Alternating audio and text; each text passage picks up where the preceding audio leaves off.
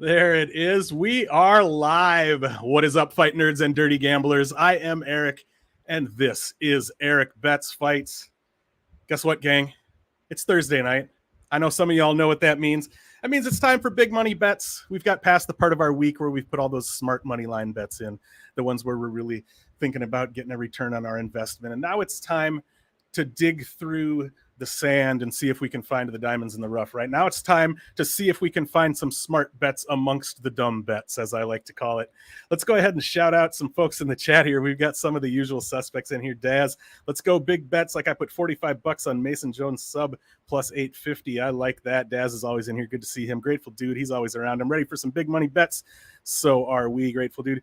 Lou bet yeah, he will return a little later if both of you are clothed when I come back. This is BS. I mean, I've got a tank top on, but I've always got a tank top on. Daz Files and Grateful Dude are elbow bumping. Who else we got in here? Killer Whale. What's up, guys? We're doing all right. And then we've got Patrick from Addicted to Comment. Give me the winning chalky parlays, my dudes. Yeah, no kidding. This card has got plenty of the chalk, right? That's for sure.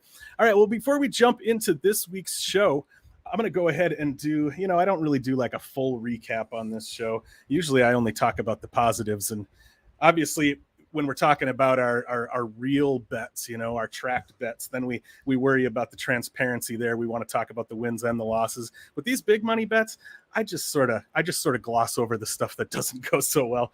But so my 6-leg parlay last week, it did not go well. I didn't even hit the 2-legger, and this is why. My top leg was Miesha Tate. I believed in Miesha Tate, you guys. I put her as the top. My 2-legger was Miesha Tate and Puna Soriano, so 2-legger was busted right off the bat. The legs I added for the 4-legger were Suma Derj and Brian Ortega. Oops on those as well. And then to round out the 6-legger, I added Shane Burgos and Da Un Jung. This might be the first time. This is the 15th episode of this show. This might be the first time that I hit only 2 legs of the 6-legger, so it was a rough one. And then as for the props, I did hit one good-sized prop. I think it was my second biggest prop last week, was Matt Schnell by sub at plus 800, so that one did come through, so that was kind of cool. Oh, we got more people popping in here. What up, Erik? How's it going? MMA Love guys are in here. Awesome.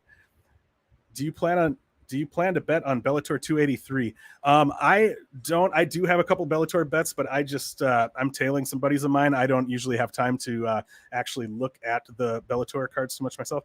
Dude, heads up, I picked 3rd overall in Tapology last week. I expect to be dead last this week. Nice work there. Who else we got? Hammer Bets is in here. Ahoy. Dude, no, why Tate? Yeah. I believed a little too much. Brandon says, what's up? What is up to you, Brandon, as well? All right, folks. Well, that's about all I've got to say about last week. We're going to go ahead and just wash that off the slate. Like MMA Love calling me out here. Why would you go big on Tate? It's a great question. I thought I knew what I was doing, and clearly I didn't.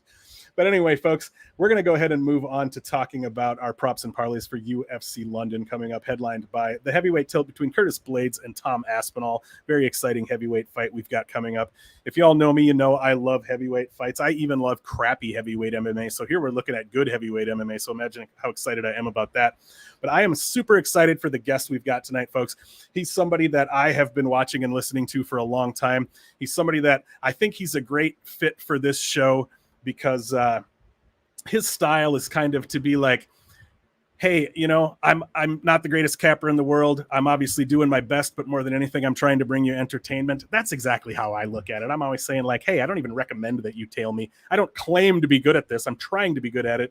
But what I can bring you always is legitimate passion and enthusiasm and fun, and that's what I'm looking to do, and that's what my guy here is looking to do as well. You all know him from the DieHard MMA Podcast and the DeadLock Podcast. He's coming in right now, folks. Mr. Clint MacLean. How's it going, Clint?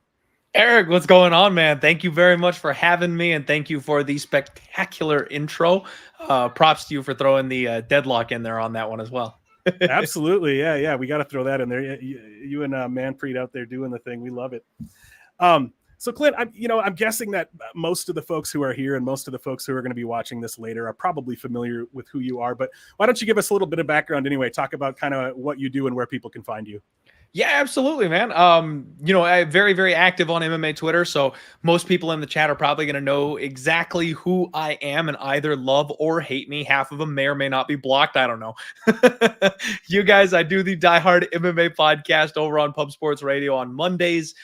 Break it down top to bottom. Erik, you said it best. I'm a complete degenerate. I try to be good at betting. That doesn't necessarily mean that I am. So I'm a perfect fit for this kind of a show because I will be throwing some darts this weekend. I have some absolutely god-awful takes for you, and I've saved a couple of them, especially for your show, Erik. I've got a couple of bets that I'm planning on making, and I did not tweet them because I saved them knowing I was going to come and hang out with you tonight.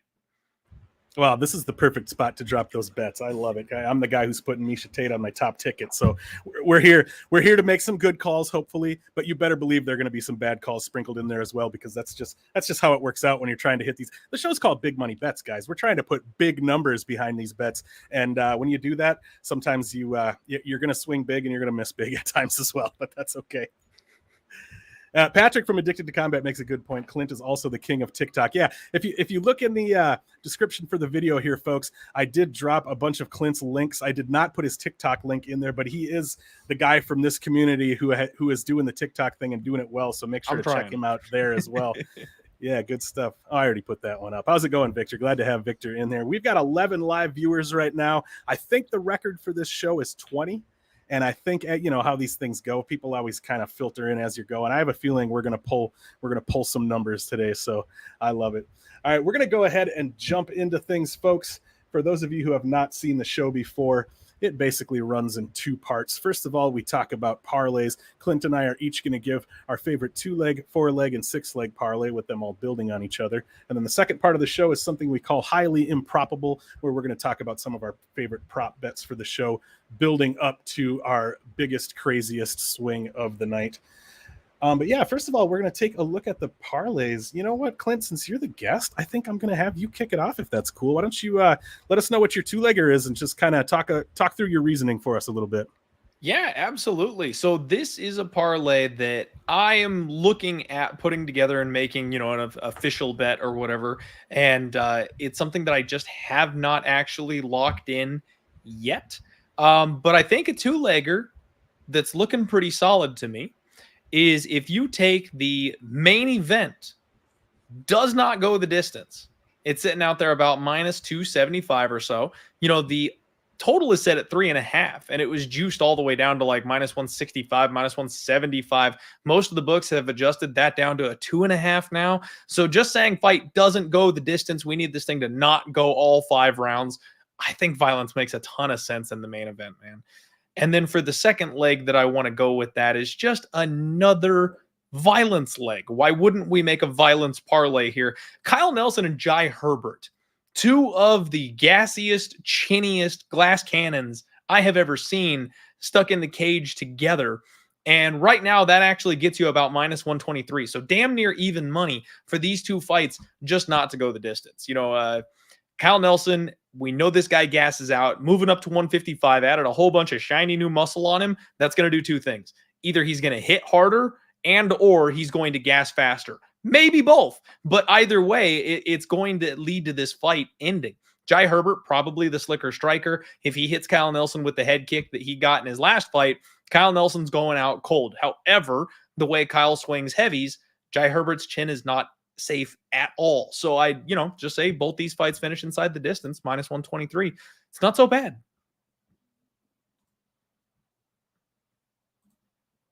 You're muted though.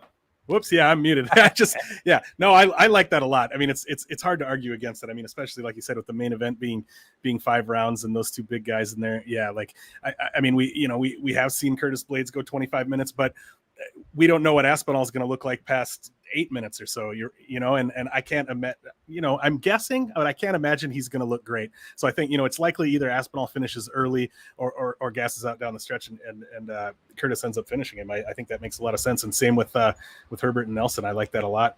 And honestly, that's probably what I should have looked at, because I didn't even think, I don't have a book where I'm able to parlay props together, so it's just not something that I even think about a lot of the time. Oh man! But when I was putting together my parlays for this card, I had a rough time because there are so many big chalky favorites on here, that, I try to do that same thing, try to get to pretty close to even money on that first one.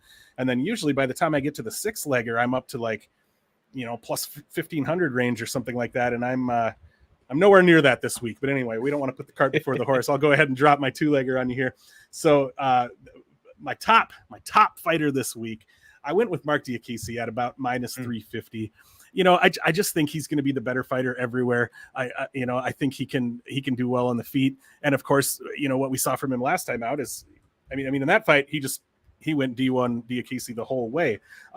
He may look to do that here, but even if he doesn't, if he gets in any trouble on the feet, he can go to the wrestling, I think, to clear the cobwebs and that kind of thing. And I have a hard time, besides just kind of a big Hail Mary strike catching him, I just have a hard time seeing how Damir Hadzovic wins this fight. So I feel pretty good about Diakisi.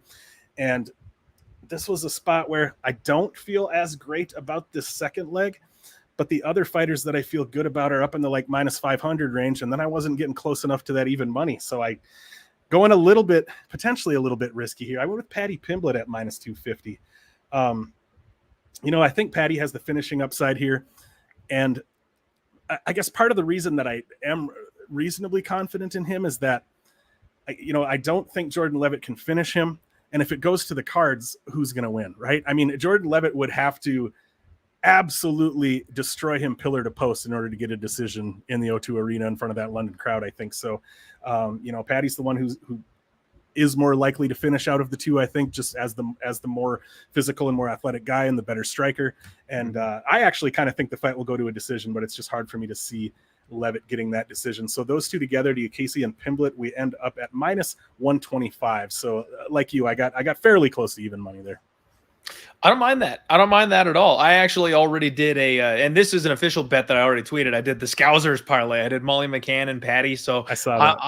I'm on there with you with Patty. I do think he gets it done. And Diakisi, my only concern is that he's low volume sometimes. Like, he absolutely should win this fight. But if he plays with his food a little bit too much, I think that's like the only thing that's kind of just barely holding me back a little bit on that one.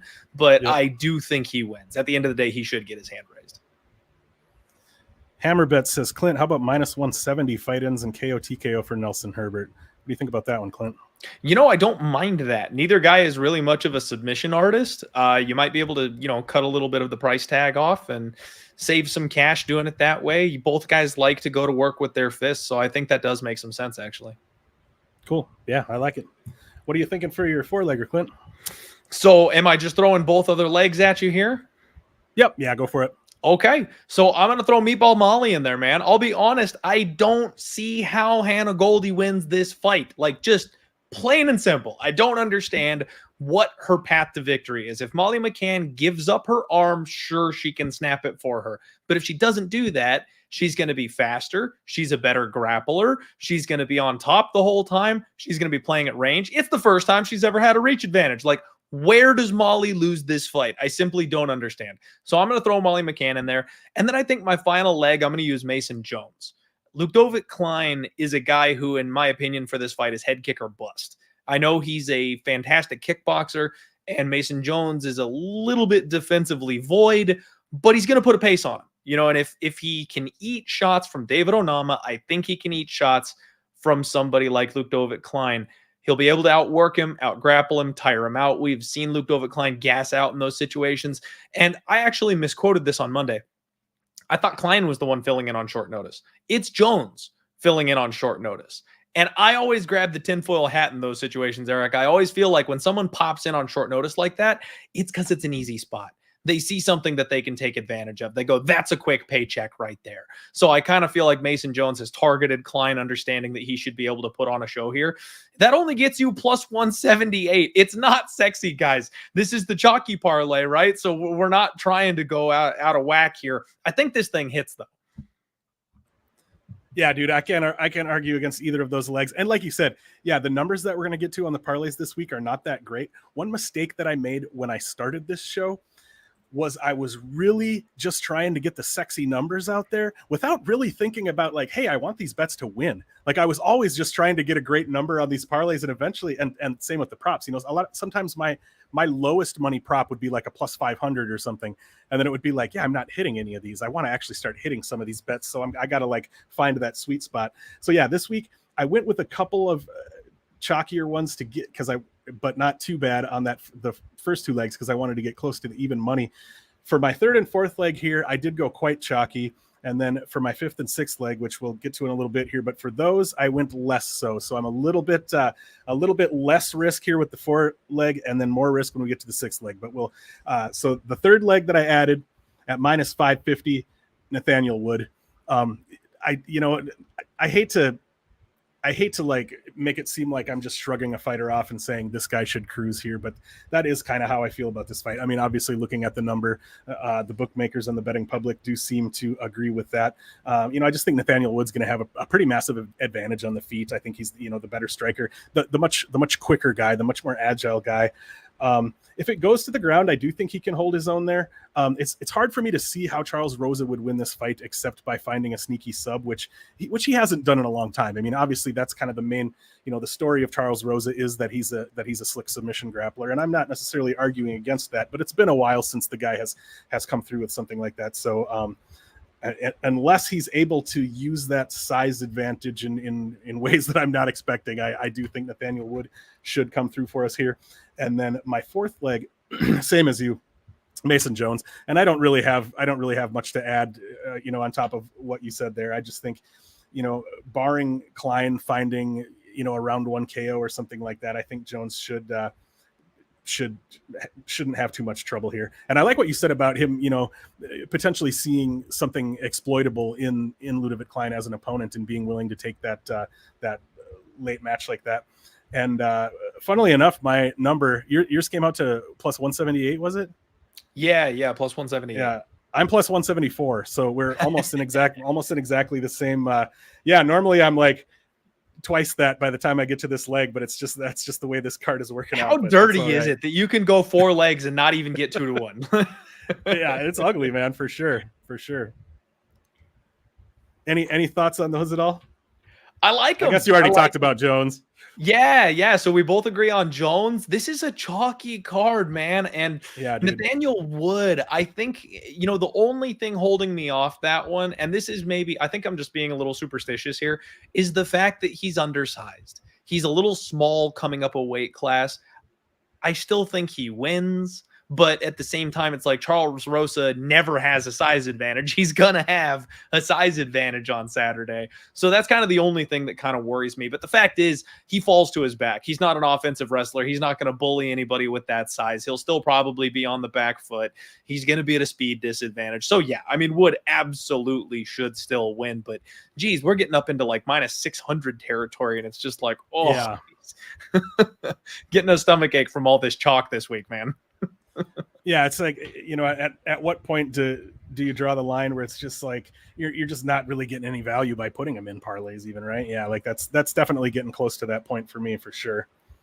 Yeah, you know me, man. At a certain point, I dig my heels in and I go, no more. I'm going to take a shot at 2 dogs and I'm going to hope one of them comes through because these numbers are getting out of hand. But no, I mean, really, if you go down the card, I think most of the favorites justifiably should win. You know what I mean? It's just that kind of a card. Yeah, absolutely. I agree. What were you thinking for your 5th and 6th leg, Clint? So if we're gonna throw in another couple of legs here, I'm gonna try and be a little different. I mean, because you already hit some of the pieces that I probably would have liked to have used, and we definitely don't want to just use the same pieces over and over again. This one, let's make it a little sexy, like a little enticing. I'm gonna go with JSP because he should be able to stay safe.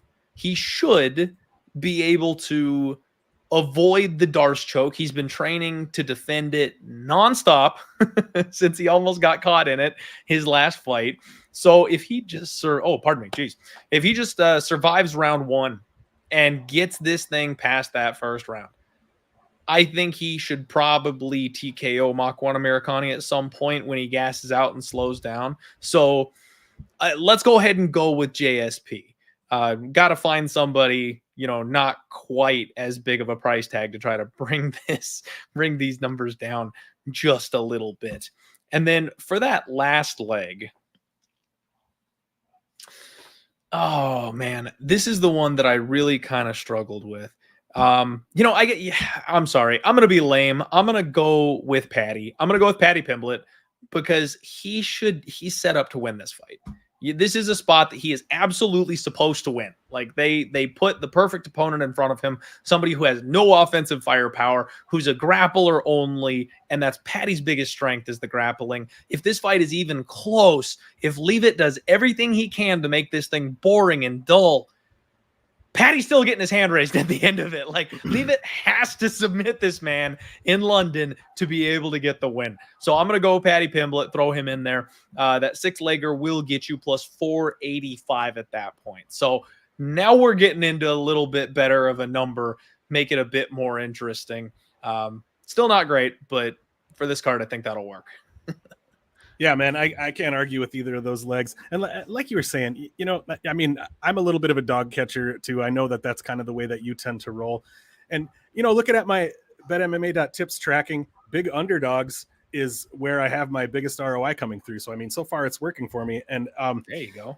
So it's like, so I always have a tendency to look at dogs and to try to, and sometimes I take it a little too far. Like I'm trying to find what are the reasons that I could back Jordan Leavitt here? What are the ways that Jordan Leavitt could win this fight? And sometimes you end up digging into things too much that aren't really there, or if they are there, they're barely there and that kind of thing, but yeah, everything you said, like the UFC wants Paddy Pimblett to win this fight. They picked an opponent for him that is somebody that is very beatable for him. That's absolutely true. And I mean, Paddy Pimblett is going to have a huge athleticism and physicality advantage here. I mean, obviously Jordan Leavitt is a skilled mixed martial artist, particularly with the ground skills, but he's not much of an athlete. I mean, Paddy's going to have it all over him there. So yeah, it's like, how does Jordan Leavitt win this fight? Is he going to sub Paddy? Probably not, like you said. So it's like, yeah, I've been like trying to talk myself into a Jordan Leavitt bet and then realizing like, this just isn't the spot. Jordan Leavitt was put here for a reason, and I need to just accept that and let it go. Right? The problem is sometimes even that bites you. I did that last week with Lauren Murphy. I ended up passing, and it played out exactly the way I originally thought it would. But at least in this case, you can't make much of an argument for Leavitt. So that's, I mean, he's just going to put that big ass and sit on Paddy's chest. That's how he wins this fight. Yeah, the possible bet that I did like with Leavitt was at I don't know what it's at now, but his decision prop was at like plus 800, and I was like, man, that's not bad. But then I'm thinking like, how's he going to win a decision, right? I mean, it would have to be extremely, extremely dominant, and I just can't see that happening. All right, cool. So for my 6-legger, I did go like I went my third and fourth leg were minus 550, minus 345. Went super chalky there, so I went a little bit more risky with my 5th and 6th leg here. For my 5th leg, I went with Volkan Oezdemir at minus 150. I'm a guy who always talks about how I don't really get emotionally connected to fighters that much, and I'm just going to say it. I love Paul Craig. How can you not love Paul Craig? So it kind of pains me a little bit to put Volkan on here.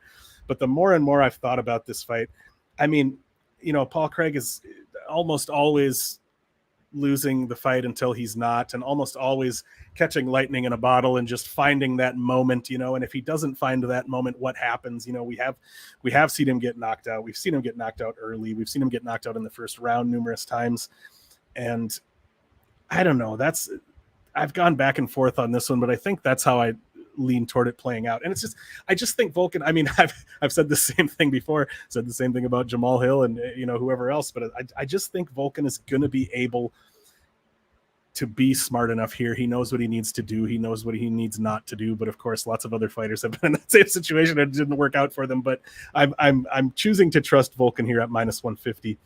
And my next leg, and this one pains me, feels a little ugly and dirty to put this one in here as well, is Nikita Krylov at minus 190. And this was a spot where I've been looking at that plus 170, plus 175 on Gus and wanting to pull the trigger on that and thinking it through and thinking, man, if Gus is even, if this fight was happening 3-4 years ago, Gus would be minus 300, minus 400. I mean, who knows? And, I'll I'll admit Krylov is a guy that I've always underrated. I've never thought highly of him. I think I still have the 21-year-old, the Al Capone Nikita Krylov, like the guy who got knocked out by Soa Palele. I think that's still the Nikita Krylov that is locked in my head, and I have to realize that's not the guy he is anymore. He's maybe not a world beater, but he's pretty darn good. He gets beat by a lot of the fighters in the division, but he hangs in there with some really good fighters, and he has showed better skills than I've been willing to attribute to him in a long time. And so this is a spot where I just have to come around and sort of accept that as much as I hate it, Gus probably is going to lose this fight. And so I did put Nikita Krylov in there at minus 190. To recap the whole thing, I've got Mark Diakese, Paddy Pimblett, Nathaniel Wood, Mason Jones, Volkan Oezdemir, and Nikita Krylov, and it comes out to plus 598, which is not great for a six-legger, but that's where we're at this week. It's better than me. I like it, man. I like it. I do think that the Volkan Oezdemir spot, I've been right there with you so many times. I was on the Craig train early. Part of the fame that I've gathered for being the insane gambling guy is because I had a Paul Craig bet against Magomed Ankalaev. So I was the one guy on Twitter that cashed a ticket when he snapped Magomed Ankalaev's arm at the end of that third round. But then I started realizing that Paul Craig is not very good. It's just the jiu-jitsu. It's pure jiu-jitsu. And if it not for the jiu-jitsu, he's not winning the fight. Except he keeps on fucking doing it. If I had just stayed on the Paul Craig train, I would have cashed so much. I could have remodeled my house with Paul Craig money if I had just kept betting Paul Craig inside the distance for the last couple of years. So I can't bet that fight. I see everything you're seeing. I think Volkan Oezdemir should be able to keep this thing standing, play the takedown defense game, punch him in the mouth and knock him out. But Paul Craig just keeps doing the damn thing.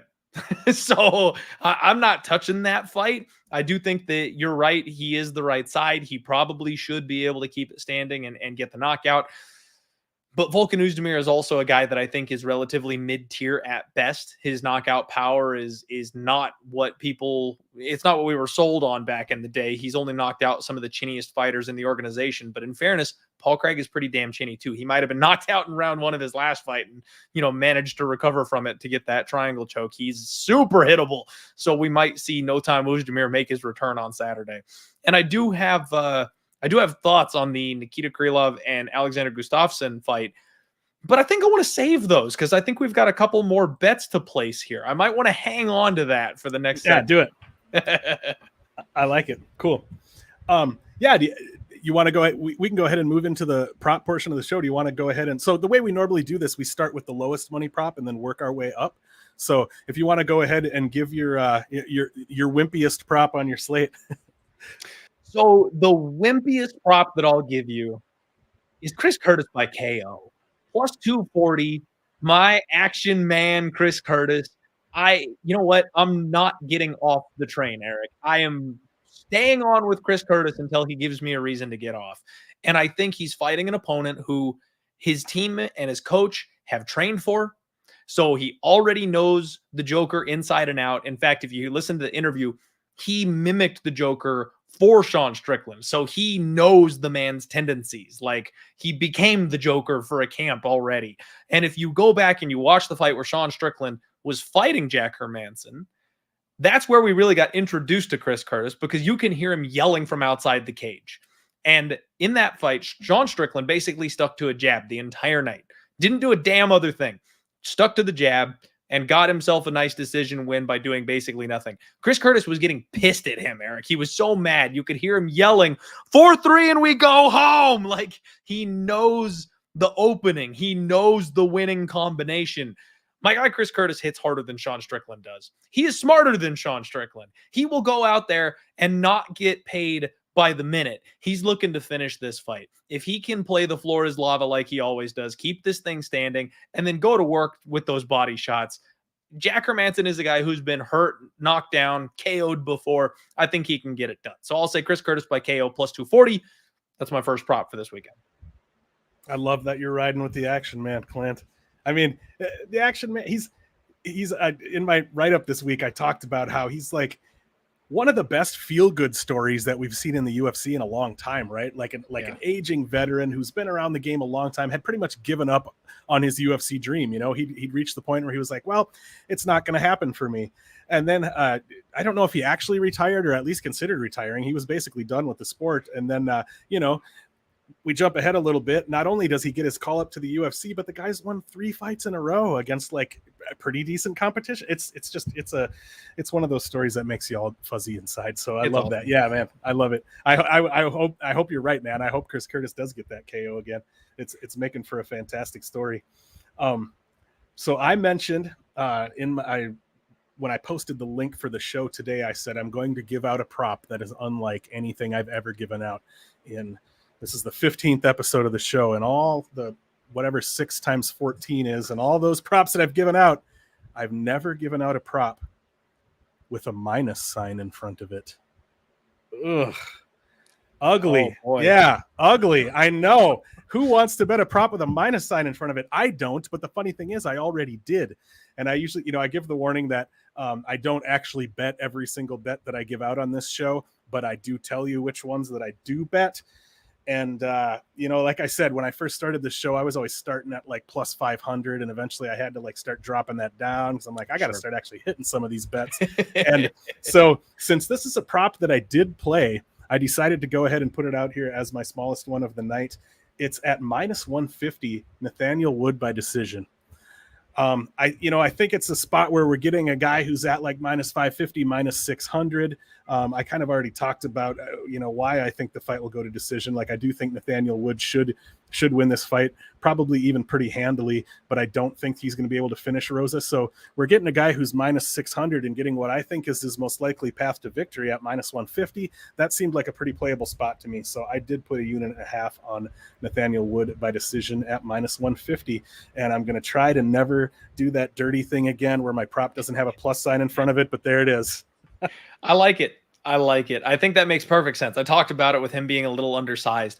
I kind of think he can get the leg kick, TKO, that kind of thing. But like Rosa's so tough. He's so durable. He's a guy that just does not get finished. So yeah, man, I like it. I think that one probably is the way to go. Bring that minus 600 down to a minus 150. Not a bad way to play it. Lou is disappointed that we're both still clothed, blocked and reported. So Get out of here that's going to be the end. That's going to be the end of my YouTube channel. Joined late, man, doing some MMA edit vids. Nice. Lou says we're not friends anymore. All right. Fair enough. All right. What are you thinking for your second prop, Clint? So now we get crazy, right? Like I gave you a plus 240. I came on this show to give you big money bets, Erik. So I am not going to hold back. That was the lowest one that I'm giving you. And we're going straight for the throat here on this next one.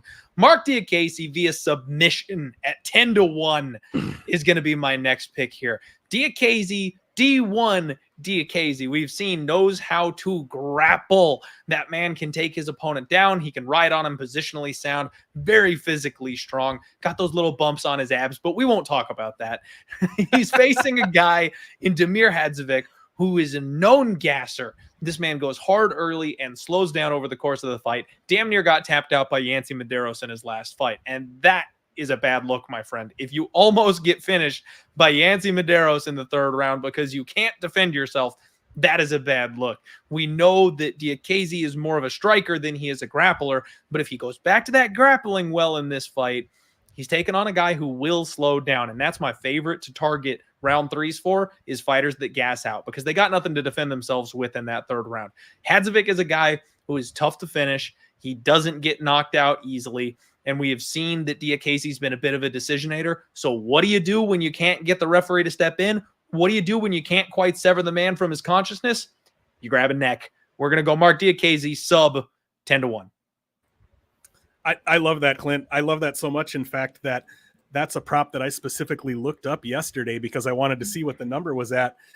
Because I'm in Nevada, I'm not able to use DraftKings and FanDuel, so I end up having to play my props on BetOnline, which has way worse numbers. And I don't remember what the number was at, but I looked it up, and it wasn't up as high as plus 1,000, so I didn't end up playing it. But that was a spot I was interested in, and I love that number, and I love the reasoning behind it. And yeah, I absolutely think that it's always fun to find those spots where it's like this is something that that this person doesn't typically do or hasn't done before. But then you look at the matchup and you look at maybe the way that fighter's been trending, and it's like, this could be the spot where it all just kind of adds up. Yeah, I love that. That's where you get these numbers, though, right? Like, because if Diakaze by KO was 10-1, everybody would pile on. The guy's a kickboxer. Right. Of course he could knock him out. They're never going to give you that. So, yeah, you got to find that sweet spot where you go, okay, he's been grappling. The other guy slows down. Maybe this is the one. Maybe this is the time he gets the tap. Yep, good call. Also, I wanted to mention we've got 24 live viewers right now. I think I told Clint before the show that the most we'd ever had was 20. But I felt like with Clinty Baby on here, we were probably going to break it, and we did. So thanks so much to all of you for hanging out live and hanging out in the chat, and everybody. I love seeing you all here. Appreciate it. Dude, you're going up. I love it. You're hitting the kind of numbers that I was doing when I started out on the show, and I love that because my numbers are not so big on the props today. So I'm glad that we're balancing it out a little bit. I'll wait till you see the next two. Yeah. So my next one is only at plus 155, which again is way lower than I would typically give out. But I went with Volkan Oezdemir by KO TKO here. And I kind of already gave the reasoning there. Paul Craig has 4 losses in his career. One was that Kimura to Jimmy Crute. The other 3 are all knockouts, and I think they were even all first round knockouts. So, and I also looked at, let's see, Volkan. Where did I thought I had this on my list here somewhere. But I looked at Volkan Oezdemir by KO in round 1 too, but I can't remember what that was at. But that was a decent number. Oh, you know what? It was like plus 450 or something like that. That's why I didn't pick that one. It wasn't as good a number as I wanted it to be. So anyway, yeah. So I just went with the Volkan Oezdemir by KO TKO plus 155. This is one of those fights that it's hard to see.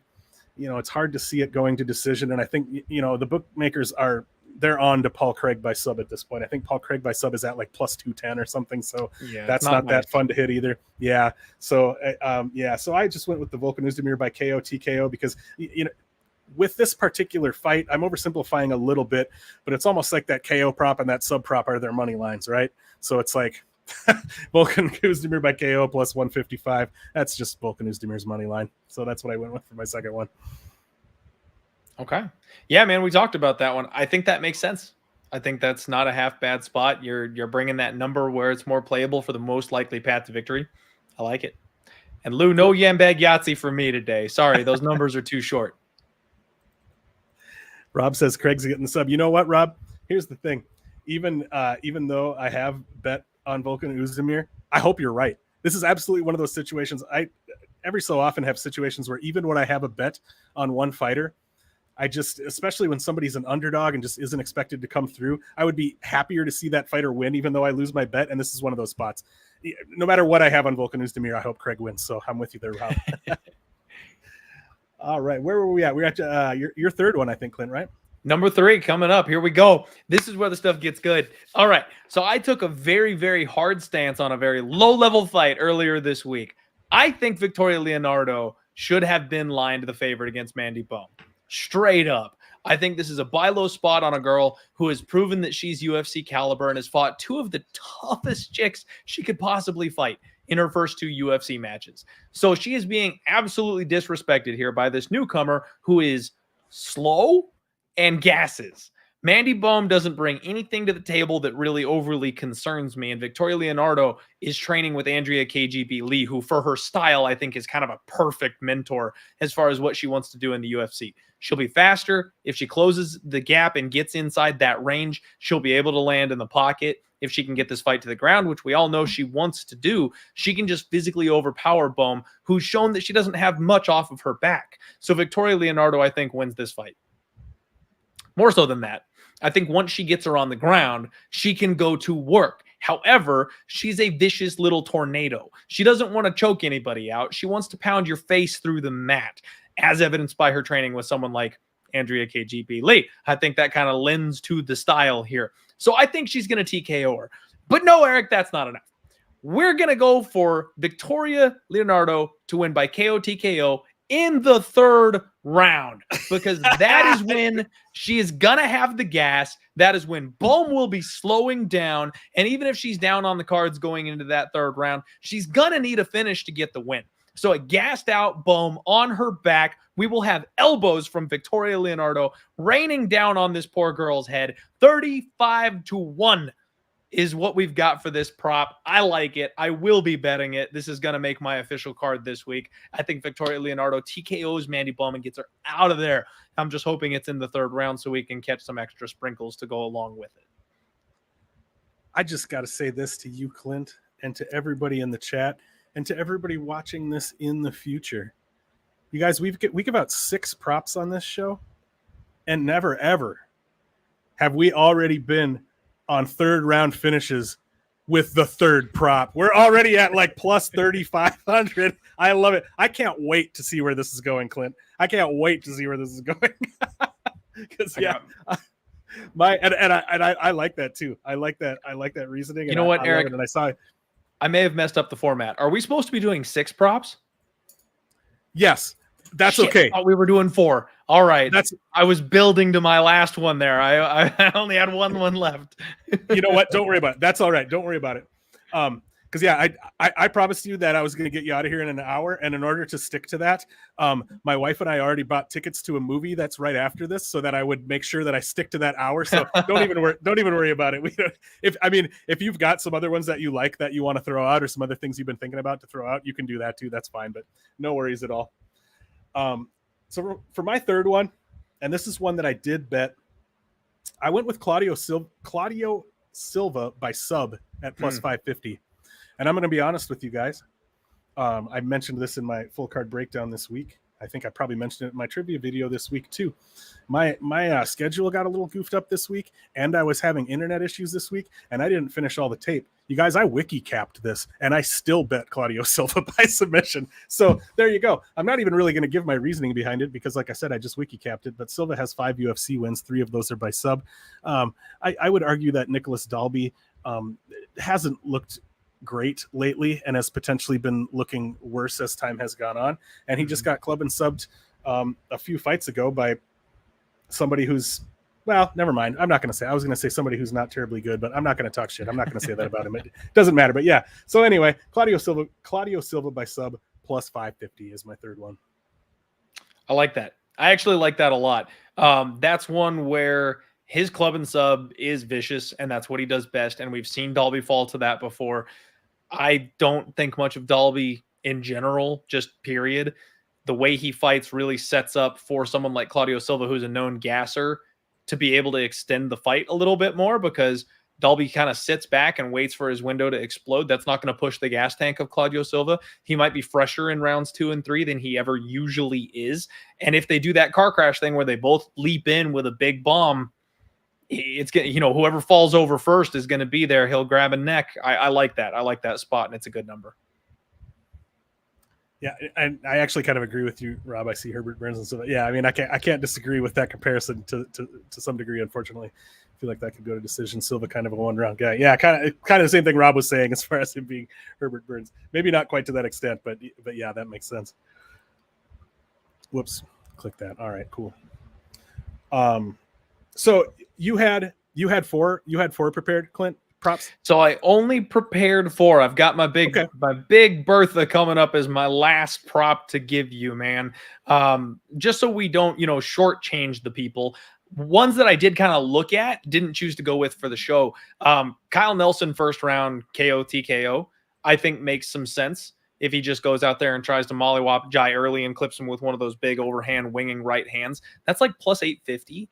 The knockout is 4-1 straight if you don't want to mess with the round at all. But I think it's kind of front loaded. First round makes more sense for Nelson because he fades the further the fight goes. So that's not a bad way to get what I feel like is probably his best path to victory. And then if you want to get dicey, I actually like Charles Johnson by decision. I know that's terrifying because everybody's all over the Makayev train on this one, but I think Charles Johnson's being massively underrated. I don't think either guys finish in that fight. And if you're flipping a coin after a 15-minute kickboxing match, I think 8-1 or so on Charles Johnson is kind of a little bit nuts. I did play the over 2.5 in that one, which I guess I probably could have used for like my first leg if I had done the full 6 like I was supposed to, because it was plus 105 earlier in the week when I did bet it. I actually think it's like even money right now. But the one that I saved for the end here, Eric, the one that I wanted to, dangle the little carrot earlier in the show, is I actually think I'm going to bet Alexander Gustafsson. And I think maybe might seem a little square because all the people that just know the names that don't watch the fights, they're going to pile in and they're going to bet Gus. All the smart people that know what they're looking at, know what they're talking about, they're laying it with Nikita Krylov. But I'll be honest, I don't think much of Nikita Krylov. He's a decent offensive wrestler who slows down, who we've seen quit, who we've seen gas out. He's an okay striker who's a little bit slow, who gets countered. I see so many holes in his game that the upper level of this division can take advantage of. I know it's been a while since Gus has been in the cage, but man, he's talking violence. He's talking about beating Nikita Krylov up. He's talking, this is my division. He's not coming back with the spare tire around his gut the way he did versus Werdum when he went up to heavyweight. He's got abs again. Like, this man is making a very serious effort to come back here at 205, and he's not even looking past Krylov. He's not talking about, I'm going to be the champion. He's not talking about, I want a rematch with Glover. He said, I'm going to hurt Krylov on Saturday. He's laser focused on his opponent. I love it. Absolutely love it. So I think I'm going to find myself on the Gustafsson side. It's going to be a leap of faith to say, damn, I think I'm going to trust this man after a 2-year layoff. It's terrifying. But I do think that, like you mentioned before in your own breakdown, if he's even close to the guy he was, he should be a minus 250, minus 300 favorite here in this spot. And this could be like the bet of the year where everybody smacks their forehead and is like, oh my God, duh. Like, it's Gus versus Nikita Krylov. You know what I mean? So I'm probably going to take the leap of faith. But that's not sexy enough for your show. So what I'm thinking is, we have seen Nikita Krylov take panic shots. We have seen him kicking his feet and turning purple like Volkanovski did against Brian Ortega. This man has a bad tendency of getting submitted, Erik. And I know you may think to yourself, that's not the best path to victory for someone like Gus. He's more of a striker. But you know what? You run through his record, and he's got several rear naked chokes on his record. He is not afraid to transition to the back of his opponent and tap them out. He's smart enough to pull that move. And I got to thinking, I'm watching the tape, and he kept threatening the guillotine in his last couple fights. The Anthony Smith fight, the one before that, he always would like loop his arm around his opponent's head and look for the guillotine. He ended up letting it go a couple times, but he was searching for it. He was using it as a defense to take down. Krylov was in one of the deepest guillotines I've ever seen against Glover Teixeira in round 3 of their fight. He shot a panic takedown. Glover snatched it up and almost got it with Nikita Krylov fully in mount. Like, he didn't even need the hooks in. He still almost got that guillotine. I think Gus is going to beat this man up on the feet. When he gets tired, he's going to start shooting panic takedowns at the end of this fight, where Gus will still be the fresher of the two. Gus may not be able to have the gas in the tank or the tools he used to knock this guy out. So it's going to look like it's going to decision. But wait, Krylov tries to seal it with a late takedown. Gus is going to scoop the neck and grab a submission in the 3rd round, 60-1, Erik.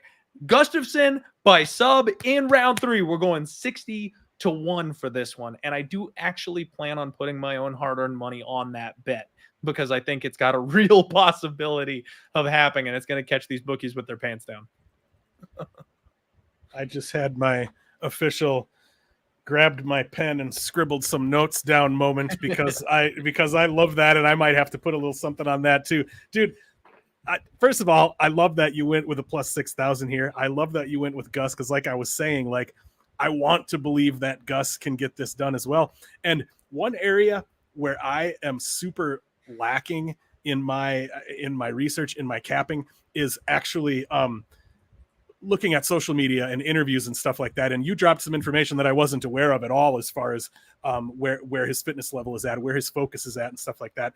That's like, I need to like pay somebody to look at social media and listen to interviews for me and give me information, because I never know any of that stuff. I pretty much just watch tape and look at stats. But no, like that, I love hearing that stuff that you mentioned, not just as far as to back up that bet, but just because I would love to see Gus win this fight. And I'm the same as you, you know, I don't think highly of Krylov either, and I always haven't. And then I've had to come around and be like, well, maybe he's not as bad as I think. But man, all these things are swirling around in my head now, and I would love to see Gus win this fight. And I love the reasoning that you gave too, of like, you know, Krylov is going to try to seal the deal and shoot that takedown. I can see it, Clint, and I'm getting goosebumps just thinking about it. He got guillotined by Misha Serkinov. He got arm triangle choked by Jan Blachowicz. And I'm the biggest Jan guy on the block. I love the legendary Polish power. But Jan doesn't sub anybody, Erik. Jan doesn't sub anybody. He choked out Nikita freaking Krylov. His wins are OSP, which is god-awful at this stage of your career. And he had that awful win over Johnny Walker. It's one of those ones where, you know what? He did what he had to do. He got the win. I'm not going to blame him for that. But at the same time, it looked like he could have gone unconscious from any of those shots Johnny Walker hit him with at any point in the fight. It was one of the most drag-out, ragged battles we've ever seen, and it relied on him entirely clinching Johnny and holding him on the ground for dear life. That's what it took for him to get that win. Those are his best 2 wins. The rest of his record is guys like Fabio Maldonado. Like, he doesn't have any credible wins, and the one time he looks good and it looks like he's going to get a notable name on his record, he completely chokes it, and Paul Craig ends up tapping him out. Yeah, all great points. I love that. So yeah, we're creeping up on the end of the hour here, and that was your last one. I'm going to throw out. So I had given through my third. I'll throw out my fourth and my fifth, and then real quick, and then I'll give you the final one that I had. So I can't remember if we already talked about this as a possibility. My fourth one at plus 800 was Mason Jones by submission, which I think is, again, one of those spots kind of like, well, this isn't what he does a lot of the time, but this could be a spot where we could see that play out. My next one was also at plus 800. So these two are tied, was Makwan Amirkhani by sub in round 1. I did sprinkle Makwan Amirkhani by sub. I didn't sprinkle the round 1, but I think I might still do that. I think I got him by sub in general at like plus 375, but that round 1, I think round 1 is the most likely time for it to happen. So at plus 800, I might take a little sprinkle on that. But my final one, my biggest number one, and it's only plus 1400, but I always have to have a round 3 finish in there because I love those round 3 props just like you do. And I had to do it. We've seen it happen before. And even though I gave out Volkan Oezdemir by KO as my second prop, I'm going with Paul Craig by submission in round 3 at plus 1400 because we've seen it happen. We've seen it happen a number of times. We know the man can take a beating for 14 minutes and 49 seconds or something and then still find that triangle choke at the last minute. So yes, I do have Volkan in a parlay for the culture, Erik. Yeah, right. Exactly. I do have Volkan in a parlay. I haven't played Volkan straight, but it's something that I'm still potentially looking at doing. But at the same time, I love me some Paul Craig. I love Paul Craig. Who doesn't love Paul Craig? And I want to see him win this fight by submission. So you're going to dangle that plus 1400 in front of me for something Paul Craig has already done several times at the UFC level. I got to take a shot at that. You got to do it. I love it. I love it. Heck yeah, man. Well, that's about it. 7:54. We did a pretty good job. We got through it in under an hour. I want to thank everybody who stopped by in the chat. Again, we got up to like 23, 24 live viewers at one point there. Please, everybody, make sure to drop a like on the video here. Make sure to subscribe to the Erik Betts Fights channel that you're on right here. Make sure to also subscribe to the Never Hedge Media channel. I do put out some of my content there. Clint, why don't you go ahead and once again, kind of let everybody know where your socials are at and kind of what you got going on content-wise every week. Yeah, Erik, the only thing I've got coming up left is the undefeated post-weigh-in show where I break this bad boy out and I talk about the crazy things that I've seen with these fighters on the scale. That's all I got coming up left for this show. I just want to say thank you, man. I appreciate you inviting me to come on the podcast. It was fun talking about these crazy prop bets with you and stuff like that, looking for big numbers and scores. It's a fun format that you've got here that I haven't done before. So I just appreciate the invite, man. Everybody make sure you hit the like button and support our guy, Erik. Awesome. Thank you so much, Clint. Really appreciate having you here. And again, once again, thank you so much to everybody in chat. Make sure that you support everything Clint does. I appreciate you being here to support the things that I'm doing. I'm not even going to drop all the shows I got going on and stuff like that. That's kind of boring. But if you look down in the description here, I did put the links to my socials and that sort of thing. I also put the links to Clint's socials, so you can find us all kinds of places down there. Thank you so much, everybody, for being here. On behalf of Clint from the DieHard MMA Podcast, I am Erik with Erik Betts Fights. Enjoy the fights this weekend at UFC London, and we'll catch you next time, everybody. Take care.